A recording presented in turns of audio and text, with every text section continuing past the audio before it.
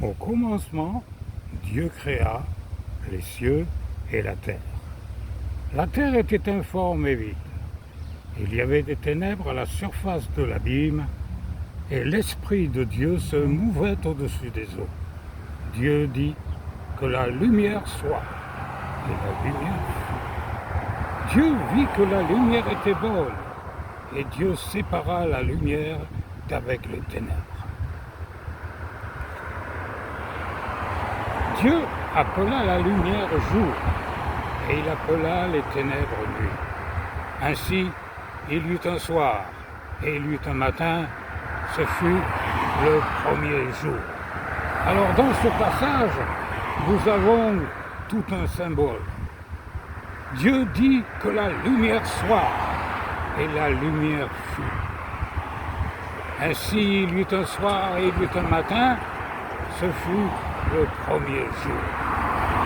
On peut assimiler ce passage à la nouvelle naissance.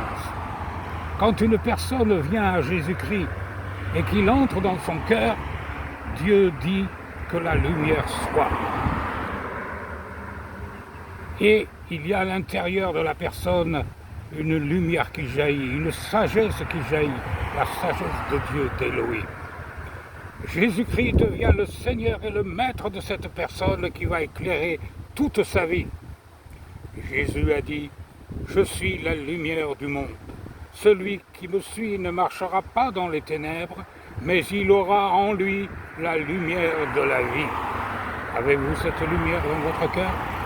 Si cette lumière n'est pas en vous, ce sont les ténèbres du diable qui sont en vous, les ténèbres de l'ennemi qui sont en vous et qui vous font voir les choses comme elles ne sont pas vraiment. Jésus a dit à Nicodème, l'un des hommes les plus religieux de son temps, il lui a dit, si un homme ne naît de nouveau, il ne peut voir le royaume de Dieu. Êtes-vous né de nouveau? Jésus est-il entré dans votre cœur pour toujours? Cette lumière éclaire-t-elle votre vie? Si cette lumière est en vous, vous savez la vie éternelle et vous irez au